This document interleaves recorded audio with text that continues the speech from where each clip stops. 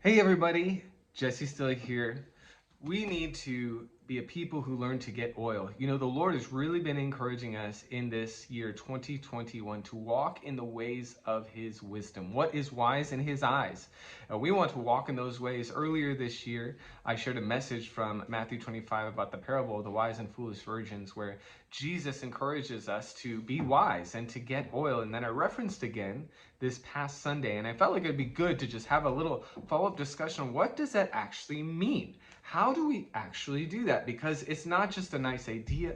It's not just a story to hear. It's to apply our lives to it. And let me give you what I feel is the key. One, it's about undistracted attention, giving undistracted attention to Jesus. Now, in the parable in Matthew 25, there are the wise and the foolish. And what it was is the ones who ended up being called wise by Jesus were doing what didn't seem to make sense in the moment because what didn't seem necessary, it didn't seem needed, but they gathered more oil than they needed for the moment because there was a moment to come where they would need more than they thought they would need.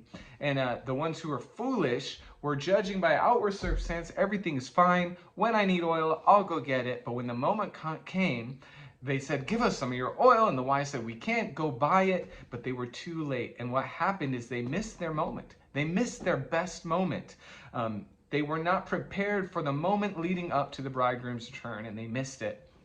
Jesus wants you and I to be ready for our finest moment, our moment to shine in the hours up to his return, and to shine with him in the day that he returns. And the way we prepare for the finest moment the church has ever lived through is today to give him our undistracted attention. And it is costly, but it's simple. It's not necessarily about giving long hours every day to him. Not everyone can do that. It's about giving him our undistracted attention when he's speaking.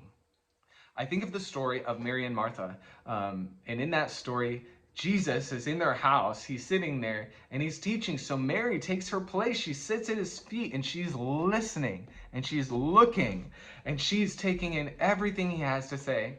And Martha is busy about doing other things.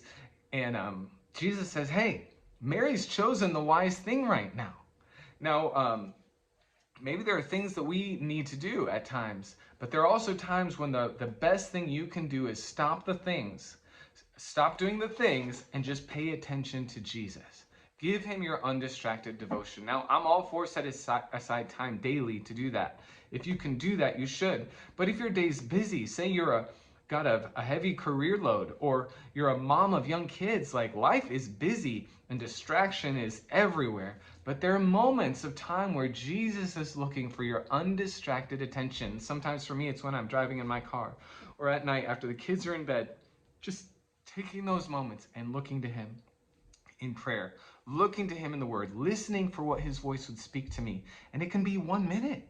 It can be 5 minutes, 10 minutes, half hour, whatever you have, those moments where we set aside the distraction, the phones, the to-do list, you know, the endless things that need to be done. Sometimes the cost of getting the oil is simply saying no to the other things that need to be done, other things that seem to vie for our attention, and giving up the cost of having the to-do list all crossed off so I can have the minutes of undistracted devotion to Jesus. In Revelation 3, Jesus picks up this theme when he's speaking to John, and he's speaking to the church in Laodicea in chapter 3, and it says, you say, I'm rich, I'm prosperous, I don't need anything. And he says, but I counsel you to buy from me gold refined in the fire that you may be rich, white garments so that you may clothe yourself, and the shame of your naked may not be seen, and salve to anoint your eyes so that you may see. So Jesus, again, encouraging us to buy from him. Now, we want to understand this isn't about earning something from God. It's about obtaining something that has already been earned, already been freely given. What I think about, to give an example of that, is, you know, if a farmer has plowed the field, sown the seed, and watered those seeds and waited, the work has already been done, and Jesus has already done the work for us. But if we want to enjoy the fruit of the harvest, somebody has to go into the field and harvest it. You know, So it's not that we're earning it. The work has been done. We're simply obtaining what he has accomplished for us. The grace gifts he has given us. We go and get them. We get the oil. We get the grace gifts. And how do we do it? Jesus said it's so simple. I counsel you to buy from me. They're in Jesus's hands. All you have to do is come to him. Spend the time with him. Give him your undistracted devotion. You're not earning it. You're simply obtaining what he is freely holding out to you. It's not like he's saying, come to me and holding it hostage. He says, come to me, and he's holding it out to us, all that we need and more.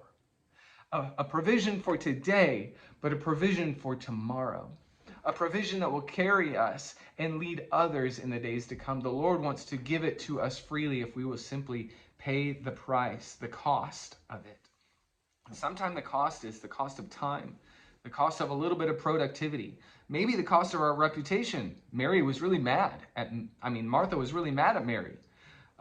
It may cost us that. People may misunderstand us, wanting to give him moments of undistracted devotion, but it will always be worth it. The cost will always be worth it, but understand it won't come easy, and it won't come on accident.